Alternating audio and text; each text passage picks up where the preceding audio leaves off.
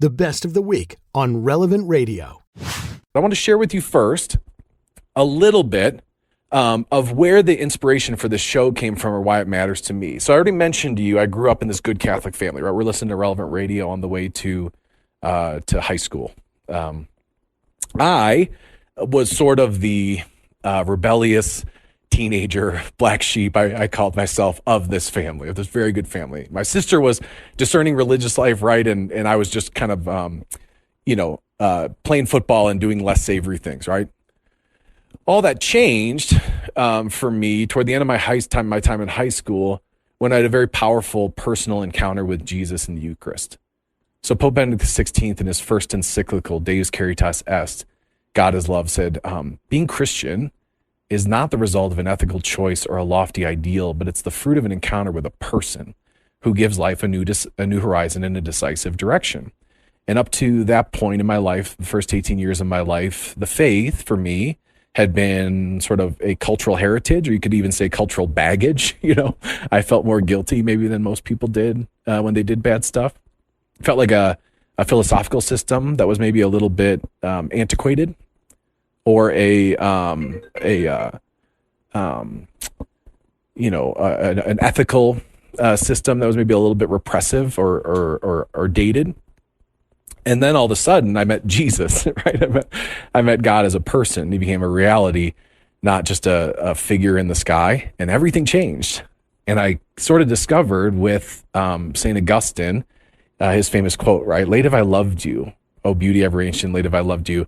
I searched for you in the things of this world, but you were not to be found there, right? But you called and you shouted and you broke through my deafness, and you flashed and you shone, and you ended my blindness, right? I've tasted you and now I pant for you. And so for me, that became sort of the grounding reality to this day of the rest of my life.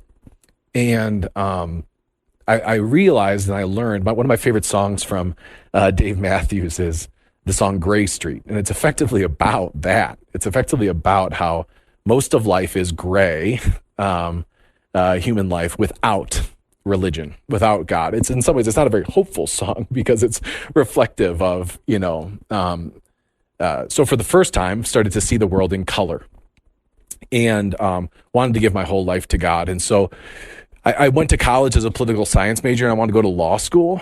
And that was kind of the plan for life, and really felt a call to ministry very quickly and to mission, because I kind of burned on my heart to realize how many Catholics had grown up with the fullness of the truth, the fullness of the faith, and hadn't really encountered God as a person in a way that had shattered everything the way it had for me. And I'd begun to discover, especially the more I lived the faith and I grew in virtue, and I discovered a life of prayer and daily mass and trips to the Adoration Chapel, that it was filling my life with a kind of joy and happiness that I didn't think was possible. It's almost like I didn't realize how unhappy I was until I learned what life with Christ actually was like. And so I really wanted other people to experience that. And so I switched my major to philosophy and theology and really started praying through what God had for me in life. And to make a long story short, I ended up in seminary for a year. I worked for a year at an apostolate ministry called Lighthouse Catholic Media. They used to do the CDs in the back of the parishes. Mark Middendorf, who was the president of that, is now the president of Ave Maria University, was a parishioner at our parish. So he offered me a job after college. I worked for a year while I prepared for and applied for seminary. And I went to seminary because I really burned to give my whole life to God and to live a life of greatness. It seemed to me that if it was all true, right? If it was actually real, and if it was all true, and if we didn't just make it up, but this is actually how the world is, and if God is real, and he actually revealed himself to us, right? And that the Father actually created anything and everything so that he could create something that could know his love, and that when we fell away from that love, he would then do anything and everything he could, going to the furthest limits possible to bring us back to him. And that if then Jesus had sent his church, his bride, to do the same for every person, every time, and in every place, and that church had eventually arrived kind of at my doorstep, here in the 21st century, it seemed to me like I just wanted to give my whole life to that reality, that like nothing else really mattered. But about 6 months into seminary, I had come to realize that I didn't really feel all that called to be a priest, but I really struggled with that reality. And so I went to my spiritual director and I said to him, his name was Father Gus Palauskas. He's, kind of a legendary figure at Mundelein Seminary. He helps especially all the new, first philosophy students, all the new seminarians there. And I came to Father Gus and I said, hey, Father, I don't think I'm supposed to be a priest, but I don't know what to do with sort of the things that were in my heart that led me to be here, in seminary. And so Father Gus asked me, he said, well, why do you want to be a priest?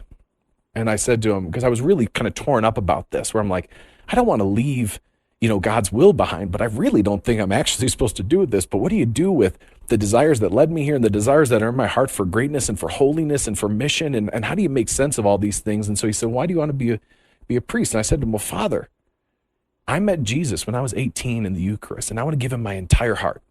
I don't want to hold anything back. I want to live for him and him alone in every moment of my life. He said, good, why else? I said, Father, I want other people to come to know the joy that I've come to find. And he said, great, okay. And he said, so you want to be holy? I said, yes, Father. And he said, you want to be on mission to really bring the light of Christ to other people so that they can come to know the joy that you've found, the meaning, right? The question and answer every longing of the human heart. And I said, yes, Father, that's it. He said, good, Tim, we call that Christianity. What you have to go do is actually ask God what you're supposed to do with your life, And so I went and prayed about that. And I was like, am I really supposed to be here? And God was like, no, But what had happened for me, and I think a lot of us do this, is we tend to conflate a calling to holiness, to mission, to greatness. And I think increasingly more and more, we're not doing this as a church, right? And I think that's an amazing gift that we're aware of, the universal call to holiness in mission that's given to us in baptism and how important that is. But I think increasingly, for me, at least growing up, and maybe for you too, it was hard for me to identify how the calling to magnanimity, to greatness of soul, to like a great life, to really give my whole life to God, could be found in the midst of otherwise very ordinary and boring circumstances, right? And so that's what I want the show to be about. Because over the last 15 years since then or so of wrestling with those questions of how do we sanctify the ordinary and how do we engage the world? How do we live holiness and mission? I don't have all the answers, but I've thought about the problem a lot. And my wife and I, Maggie, have talked about the problem a lot. And we've talked with our friends about the problem a lot. And I've met a lot of interesting people around the Catholic world, nationally and internationally, who are wrestling with the same problems and questions, right? Living holiness in the world today, it's more important, right, that we have witnesses in some ways than experts. And so that's one of the things I want to do is I want to have a lot of guests on this show who can share with you some of their perspective or how they've lived it. The analogy for me is golf a little bit. I've gotten into golf the last 5 years. Golf is inherently a game of discerning. Golf, you are constantly, there's never one right answer. There's like 10 possible answers, and you just have to pick the best one in the moment in light of all the other contexts, where the wind is at and the time of day and the temperature outside and the lie of the ball. There's all these different variables. And so you have to boldly choose and commit to the shot that's in front of you. This is how golf is played, right?